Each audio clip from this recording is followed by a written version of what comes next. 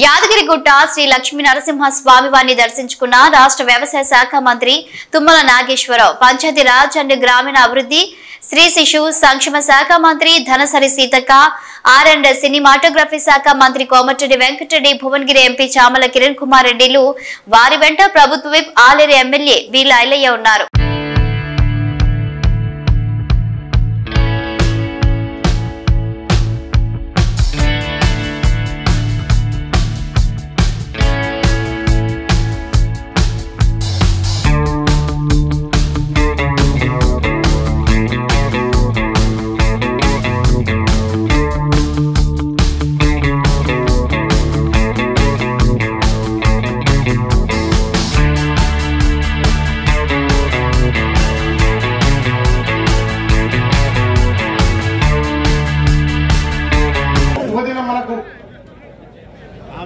ఎన్నో సంవత్సరాల కళ ఇలా పెద్దలు ఇన్ఛార్జ్ మంత్రివర్యులు సీనియర్ నాయకులు తుమ్మల నాగేశ్వరరావు గారు, అదేవిధంగా తల్లి సోనియమ్మ మనకు తెలంగాణ ఇస్తే మనకి ఇంకొకమ్మ మా తల్లి సీతక్క గారు వాళ్ళ శాఖ నుంచి ఆలేరు భువనగిరి జనగాం ప్రజలు తాగునీరుకి ఇబ్బంది పడొద్దని చెప్పి 210 కోట్లు శాంక్షన్ చేసిన ఘనత మా సీతక్క గారిని.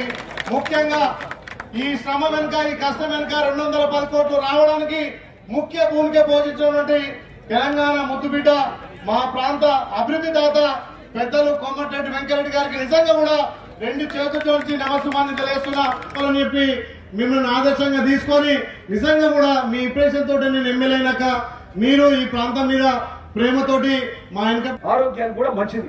సో అట్లా ఆ విధంగా మనకు త్వరలో కూడా మంచిది. సో అట్లా ఆ విధంగా మనకు త్వరలో పైప్ లైన్ అయితే పూర్తి స్థాయి నీళ్లు వస్తాయి. మా కుటుంబంలో ఒక ముఖ్య కార్యక్రమం ఉండే, అది ముఖ్యం కాదు ఇక్కడికి రావాలని ఇక్కడికి రావడం జరిగింది. అయితే ఇది ఎందుకు ముఖ్యమంటే గత 9-10 ఏళ్లకెళ్ళి టిఆర్ఎస్ ప్రభుత్వము అంతకుముందు 45,000 చేపట్టి ఏ ఊర్లో నీళ్లు సరిగ్గా రాలే, వస్తున్నాయి ఎక్కడైనా నీళ్లు సరిగ్గా చెప్పుకోలేకపోతున్నాం కదా. ఇలా 10 రోజులు 10 ఏళ్లలో రాని ముఖ్యమంత్రి ఈ రోజు సోషల్ మీడియా ప్లాట్ఫామ్ మీద మనం ఏం చేసినామని అడిగే పరిస్థితికి వచ్చింది. అలా అల్లుడు కొడుకు. ఇలా మన మీద చాలా బాధ్యత ఉంది. కిలోమీటర్లు 526 గ్రామాలు 3 నియోజకవర్గాలకు సురక్షితమైనటువంటి మంచినీరు అందించాలన్నటువంటి లక్ష్యంతో దీంట్లో ప్రధానంగా మరి వెంకటరమణ గారు ఎప్పటికప్పుడు వాస్తవానికి అటు ముఖ్యమంత్రి గారిని, ఇటు నన్ను, ఇటు ఈఎంసీ గారిని వెంటబడి ఫాలో అప్ చేసి ఈ యొక్క కార్యక్రమాన్ని మొన్ననే వాస్తవానికి సీఎం గారి యొక్క బర్త్డే సందర్భంగానే అది ఓపెన్ కావాల్సింది ఉండే.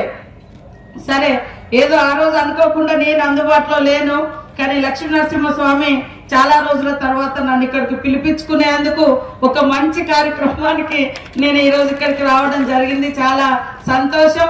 అదే విధంగా ఇందాక వెంకటరెడ్డి అన్న గాని, అదే విధంగా 2 ఎమ్మెల్యేలు గాని, ఎంపీ గారు చెప్పినట్టుగా తప్పకుండా మొన్న మేము అంటే మా శాఖ నుంచి 20 కోట్లు రిలీజ్ చేసినాం. దాంట్లో ఇంకా మిగతా పెండింగ్ ఏది ఉన్నాయో ఈ రోజు గాని రేపు గాని ఖచ్చితంగా మా ఈఎన్సీ గారిని పిలుచుకొని మన వెంకటరెడ్డి అన్నయ్య గారి కూడా ఉన్నాయి, అవి కూడా అన్ని క్లియర్ చేస్తామని తెలియజేస్తూ, నాకు కూడా మరి అన్నగారు చాలా పెద్ద ఎత్తున నిధులు ఇవ్వడం జరిగింది. కొండ అనేటువంటి ఊర్లో ఒకప్పుడు వరదలు వచ్చి టిఆర్ఎస్ గవర్నమెంట్ లో 9 మంది చనిపోయారు. అక్కడ బ్రిడ్జి కూడా కూలిపోతే వాళ్ళు కనీసం ₹1 కూడా ఇవ్వలేదు. మీరు 11 కోట్ల రూపాయలు ఇచ్చినందుకు ఈ సందర్భంగా వెంకటరెడ్డి అన్న గారికి ప్రత్యేకంగా ధన్యవాదాలు తెలియజేస్తా ఉన్నాను. ఇంకా మా దగ్గర కూడా ఎందుకంటే దాదాపుగా 50-60 కోట్ల రూపాయలతో వారి యొక్క కార్యక్రమాలు నిర్వహించడం జరుగుతోంది. మారుమూల అటవీ ప్రాంతాల్లో రోడ్లు శాంక్షన్ చేయడం జరిగింది.